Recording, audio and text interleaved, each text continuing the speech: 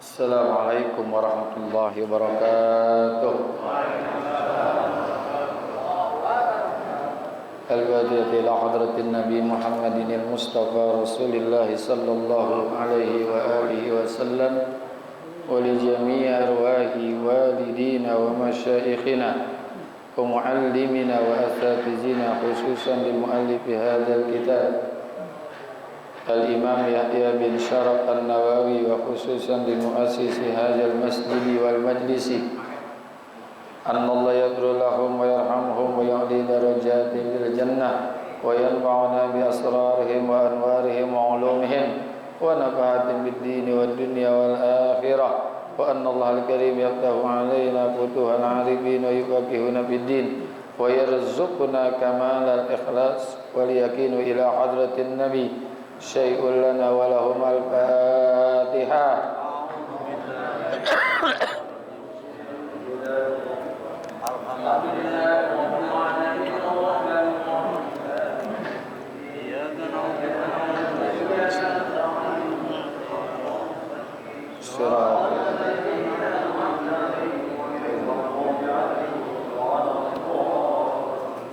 Ya Rabbi bil Mustafa balligh maqasidana waghfir lana ma madha ya wasi'al karami ya Rabbi bil Mustafa balligh maqasidana waghfir lana ma madha ya wasi'al karami ya Rabbi أمرنا رشدا واجعل معونتك الحسنى لنا مددا يا ربي بالمصطفى بمقاصدنا واغفر لنا ما مضى يا واسع ولا تكلنا إلى تدبير أنفسنا فالنفس تعجز عن إصلاح ما فسدا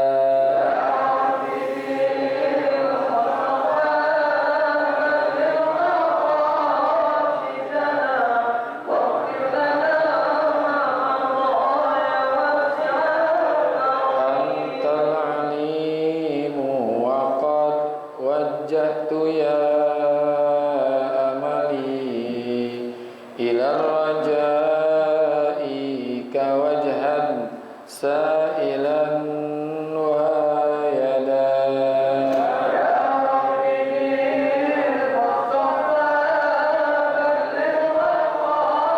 مقاصدنا واغفر لنا ما مضى يا واسع وللرجاء ثواب أنت تعلمه فاجعل ثوابي دوام الستر لي أبدا يا ربي المصطفى بلغ مقاصدنا واغفر لنا ما مضى يا واسع اللهم صل وسلم وبارك عليه.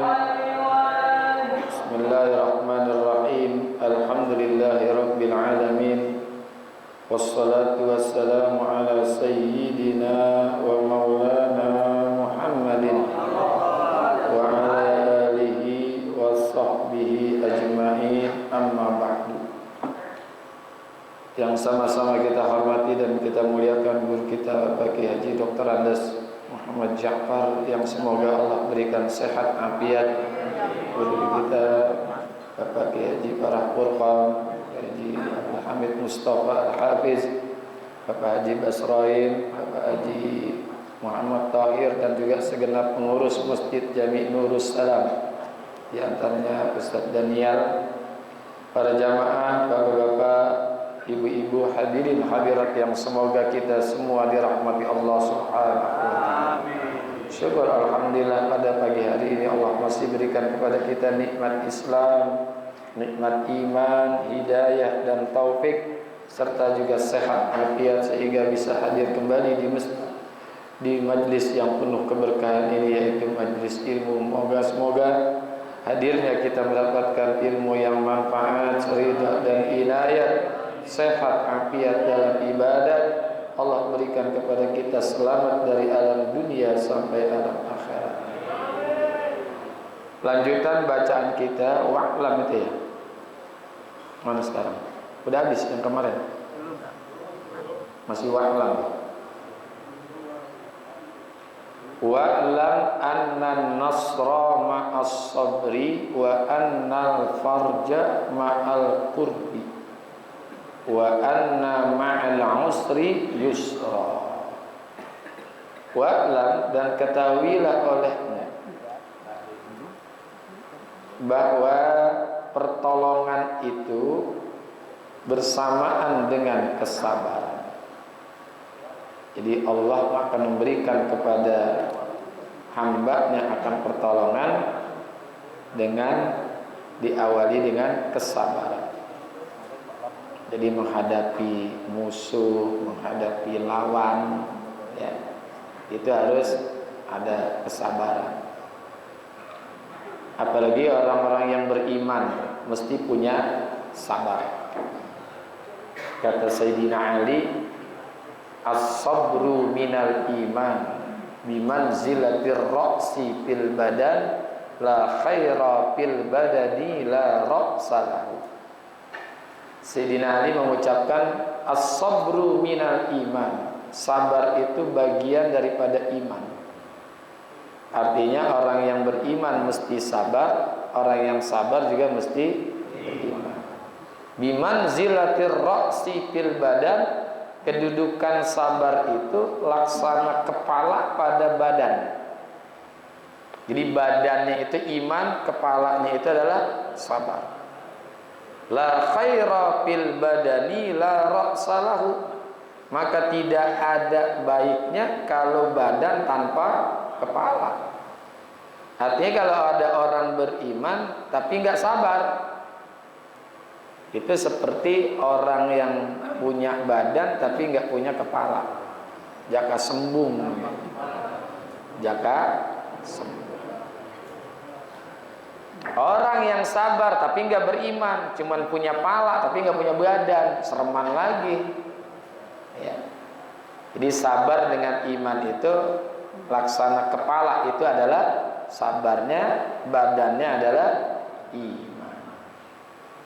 Nah, sabar ini penting di dalam hidup, dalam menghadapi musibah, masalah, segala apa aja deh. Ya. Karena hidup ini kan aliran masalah. Hidup ini aliran masalah. Berani hidup tak takut mati, takut mati jangan hidup, takut hidup mati saja. Itu moto Pondok Pesantren Gontor Darussalam. Berani hidup tak takut mati, takut mati jangan hidup, takut hidup mati saja. Karena hidup ini penuh dengan cobaan. Kalau sedikit bukan cobaan, namanya cobain. Jadi hadapi itu. Makanya disuruh kita sabarnya seperti sabarnya para nabi-nabi ulul azmi. Ya.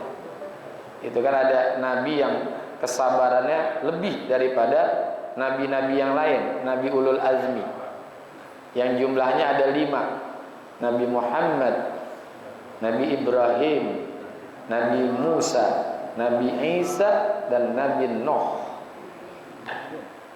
Kalau kita singkat namanya Mimin, ya, Mimin. Dan di antara 5 nabi ini yang paling ringan cobaan dan ujiannya di dalam berdakwah adalah Nabi kita Muhammad sallallahu alaihi wasallam. Yang 4-nya berat nih. Nabi Ibrahim berat. Ya, sampai mau dibakar oleh Raja Namruj atau Raja Nimruj. Mau dibakar.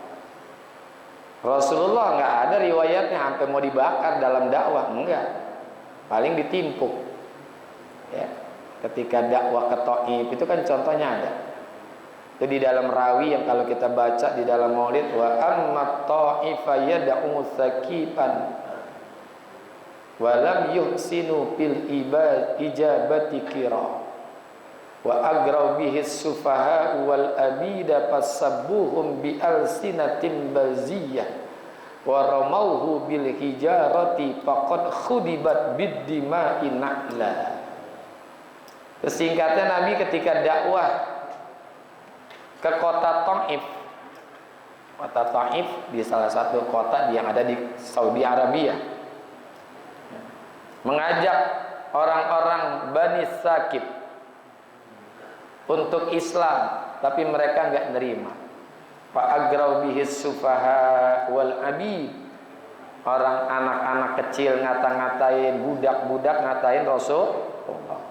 Bi alsinatim baziyah, dengan mulut-mulut, dengan lisan-lisan, ucapan-ucapan yang kotor. Dan bukan hanya itu saja, waramauhu bil hijarati, dan mereka pun melempar-lempar kepada Nabi dengan batu. Dilemparin batu, ya. Faqad khudibat bid-dima'i na'la, sampai karena dilempar dengan batu, darah-darahnya itu menetes pada sendalnya Rasulullah. Itu aja, enggak dibakar. Ya. Nabi Musa begitu juga, berat. Lan nu'mina laka hatta narallaha jahra. Kata orang-orang kaumnya Nabi Musa, wahai Musa, kami tidak akan beriman kepada engkau sebelum kami melihat Tuhan secara nyata. Melihat Tuhan, kelihatan gitu, susah. Ya kan? Rasulullah, Nabi Muhammad, umatnya nggak gitu-gitu banget. Cuman bilangnya apa? Ya Muhammad, sib lana rabbaka. Wahai Muhammad, coba kamu sebutkan sifat-sifat Tuhanmu. Allah turunin ayat, Qul huwallahu ahad, Allahus samad, lam yalid wa lam yulad wa lam yakul lahu kufuwan ahad. Nabi apa lagi? Nabi Isa dituduh sebagai anak Tuhan. Ya, anak Tuhan. Ini Nabi termiskin di dunia, ya dia nih. Ya. Ayah nggak punya, bini kagak punya, apalagi anak. Rumah kagak punya. Makanya dijuluki dengan Al-Masih.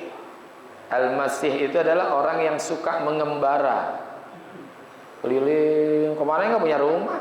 Al-Masih. Nah, kalau bapak ibu pergi umroh, itu ada mobil tulisannya di kanan kirinya itu siyahah. Siyahah itu artinya pariwisata, keliling-keliling ke masjid ini, ke masjid ini, kan gitu kan, ziarah. Jadi Al-Masih beda dengan Al-Masih, orang yang terhapus. Itu gelar buat Dajjal. Makanya Isa Al-Masih, kalau Dajjal Al-Masih pakai kha. Ya. Bedain antara Al-Masih dengan Al-Masih. Rasulullah tuh nggak kayak Nabi Isa ujiannya. Istri ada, anak ada, rumah juga ada. Terus Nabi apa lagi? Nabi Yunus, Nabi Nuh. Dakwah lama cuma dapat 80 orang. Itu juga dicampur sama hewan-hewan kali. Ya. Tapi Rasulullah, iza jaa nasrullahi wal fath wa ra'aitan nasa yadkhuluna fi dinillahi afwaja. Dakwahnya sukses. Padahal kagak lama, cuma 23 tahun. 13 tahun di Mekah, 10 tahun di Madinah. Sukses. Tapi ujian buat Rasulullah di dalam berdakwah ini bagi kita nggak bisa nanggung, berat. Coba kalau ada kiai, ada ustadz, ada penceramah, begitu datang ditimpukin, pulang nggak dia? Pulang. Ngapain gue mau dakwah malah ditimpukin? Justru sekarang enak, datang disambut, bukan?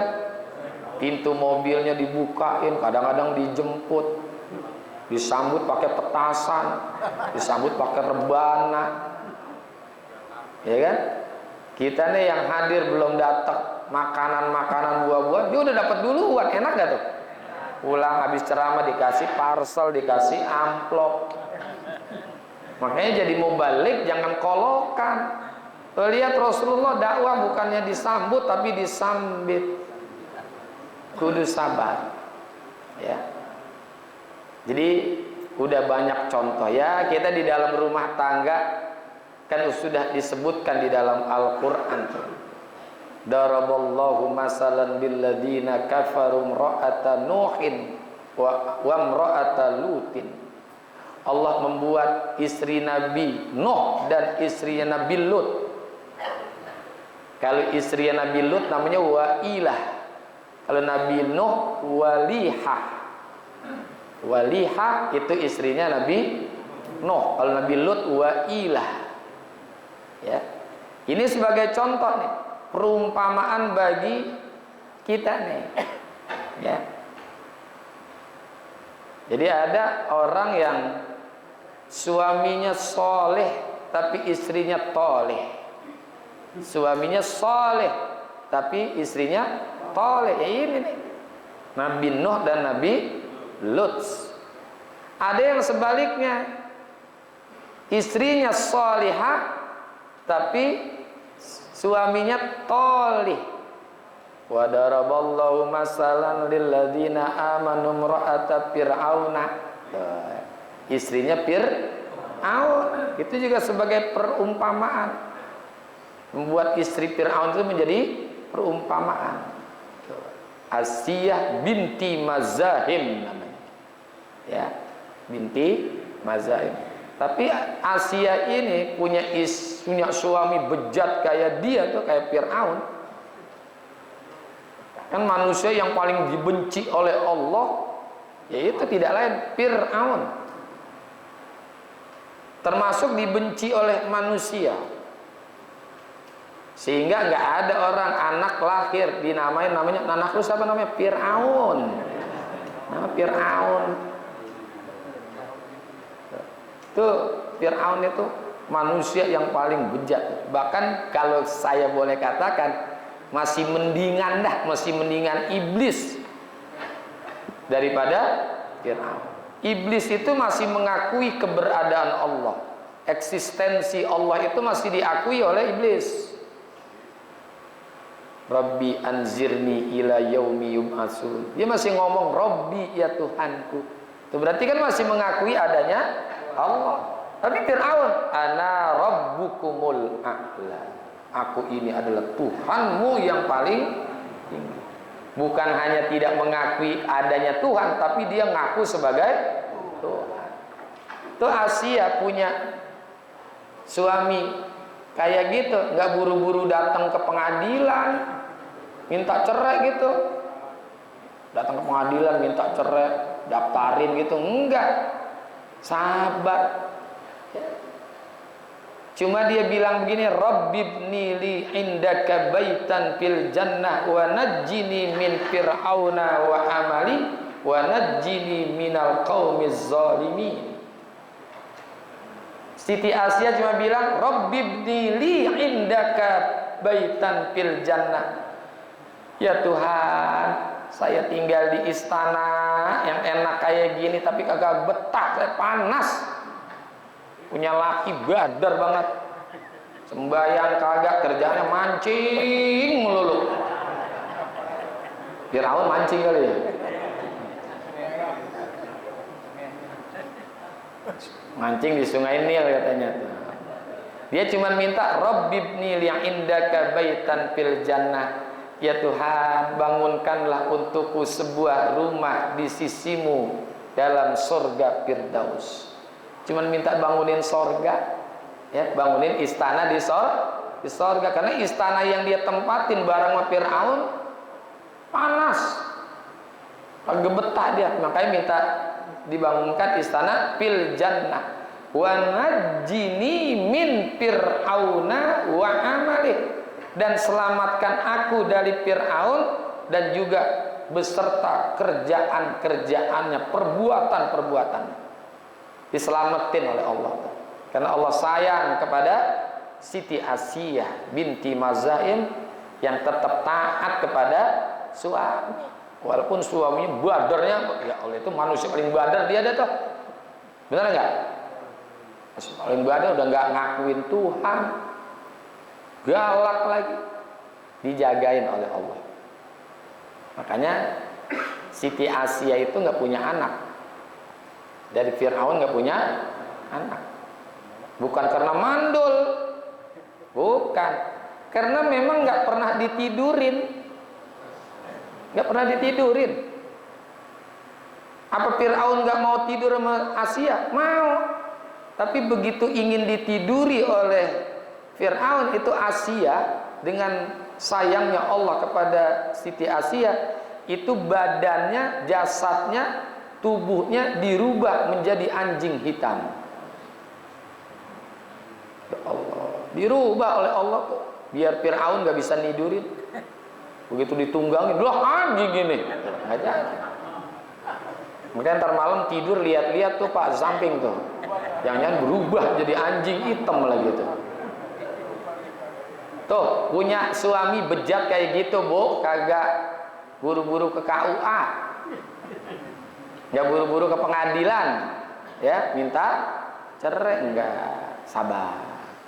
Lah suami-suami sekarang kan nggak kayak Fir'aun banget, betul nggak? Walaupun badar kagak sembayang, ya kan? Nggak sembayang, kerjaannya bejat banget, main catur melulu. Tapi kalau ada yang mati, tetangganya datang tahlil, betul nggak? Iya. Kalau ada maulid, kadang-kadang karena malu dia datang maulid. Tuh contoh. Jadi ujian bisa datang dari istri, bisa datang dari suami, bisa dari anak. Ya, Nabi Nuh diuji oleh Allah dengan anaknya, Kan'an, ya kan? Kan'an. Itu dalam dakwah begitu tuh, ya, dalam hidup begitu. Anak Nabi badar, ya, nakal, nggak ikut ayahnya, ya itulah kehidupan. Artinya kita harus waspada. Jangan mentang-mentang anak ustadz aman aja, enggak. Anak kiai aman aja, enggak. Hati-hati, karena anak itu kan bisa menjadi musuh bagi kita. Ya ayyuhalladzina amanu inna min azwajikum wa auladikum aduwwan lakum fahzaruhum.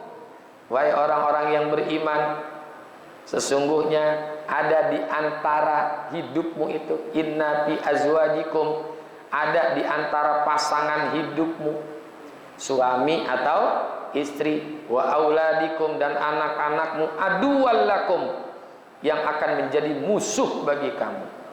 Fahzaruhum, maka hati-hati.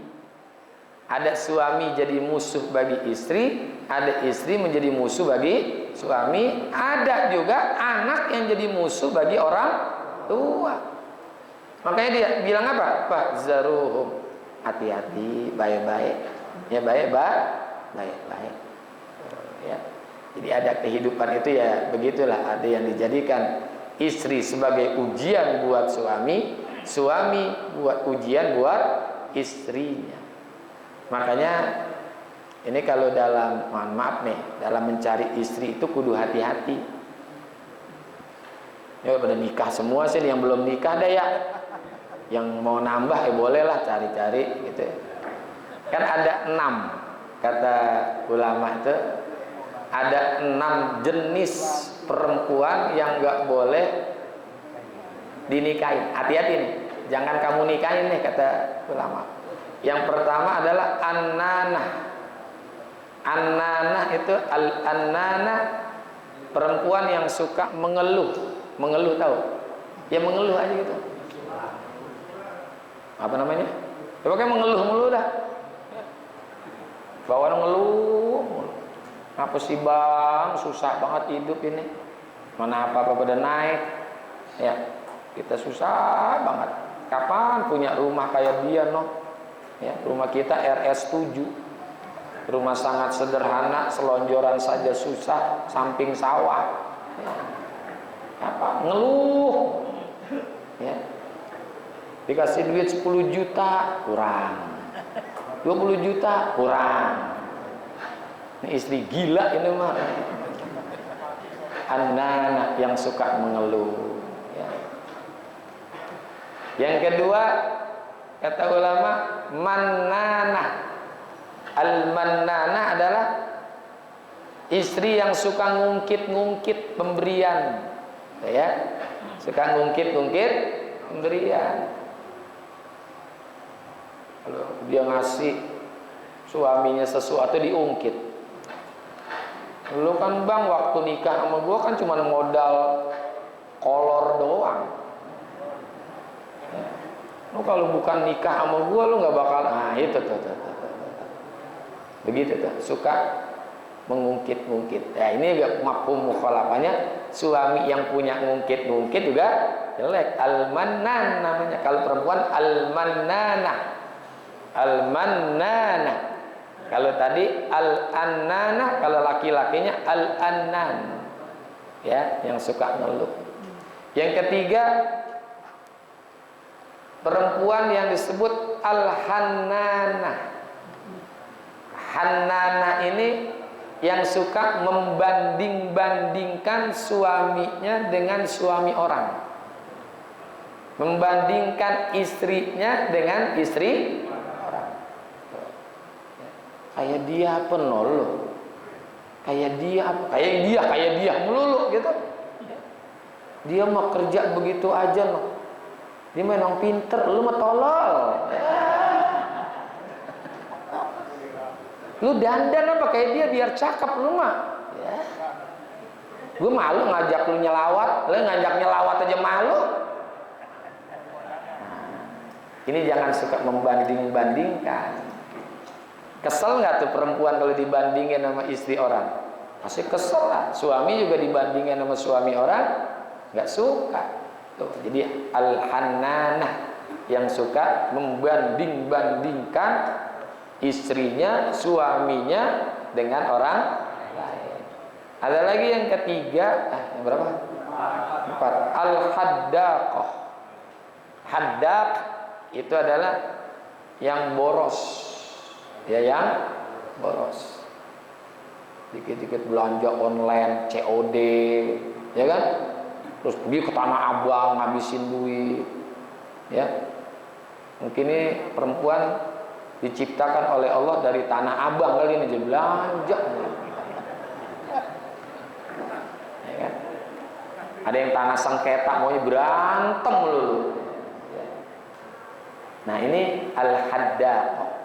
Jangan boros. Si kita suami jangan boros. Al-haddaq mesti hemat, bukan irit tapi hemat.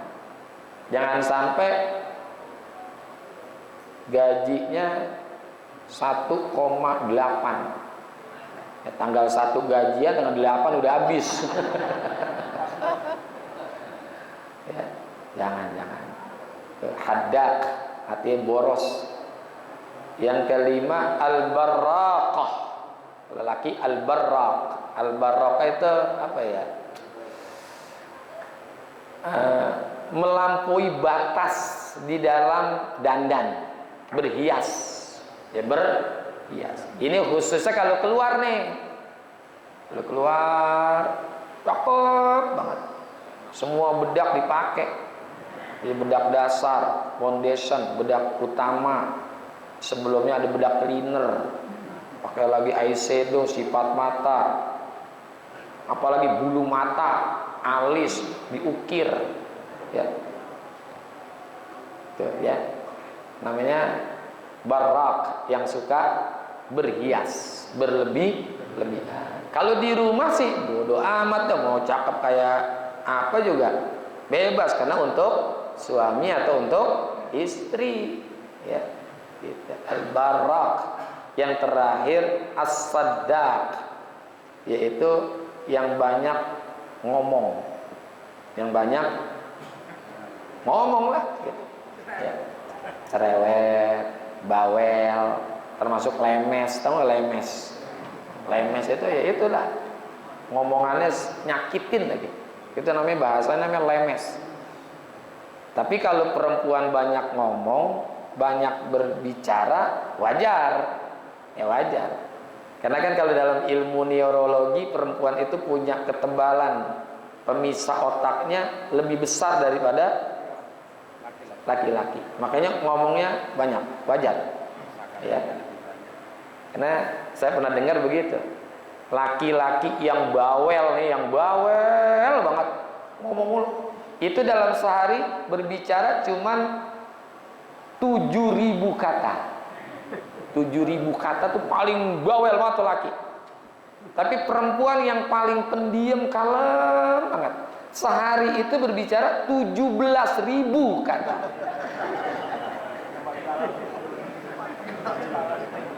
Iya.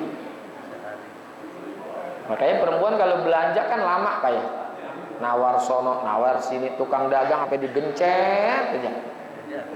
Nggak jadi, pindah ke sono lagi, pindah ke sono lagi, pindah ke sono lagi. Kalau laki kan berapa nih Bang? Ya udah, gitu aja kan ya. Iya. Coba mungkin Bapak berasa juga kali ketika istrinya mesen nih di WhatsApp. Pak tolong beliin ini, beliin ini, beliin ini, beliin ini, beliin ini. Jawaban kita cuma oke, gitu doang, udah selesai. Yaitu laki-laki. Jadi maklumin aja kalau perempuan itu banyak, tapi jangan terlalu banyak. Ya. Di rumah ngobrol sama tetangga, di majelis taklim ngobrol, berangkat ngaji ngobrol, pulang ngaji ngobrol, sampai di depan pintu gerbang temannya masih ngobrol aja. Kata suami, udah Bu masuk. Sampai bilang begitu. Kata temennya, ntar kita lanjut lewat WhatsApp ya. Cie, lanjut lagi. Ini mah perempuan yang di Israel. Di sini mah enggak. Tuh, artinya kembali nih, kita sabar dalam menghadapi kehidupan. Nanti ada yang diuji oleh anak. Ya diuji oleh anak. Tadi anak bisa menjadi musuh. Ya bisa menjadi musuh. Yang kedua, anak itu bisa menjadi perhiasan. Ya. Innama amwalukum wa auladukum al-mal wal banun zinatul hayatid dunya. Bisa anak bisa menjadi fitnah. Innama amwalukum wa auladukum fitnah. Tapi bisa jadi anak itu bisa menjadi hiburan buat kita, perhiasan hidup. Rabbana hablana min azwajina wa zurriyatina qurrata a'yun. Ini yang kita pengen. Ada yang jadi musuh, ada yang menjadi sumber bencana, ada yang menjadi hiasan hidup, ada yang menjadi permata hati. Ya kita hadapin aja. Punya anak kayak gitu, syukurin ya, karena masih punya anak. Jadi, sabar, ini bisa datang, dan nanti akan datang yang kedua, nasrullah, pertolongan Allah. Wa annal faraja ma'al kurbi wallahu a'lam bissawab.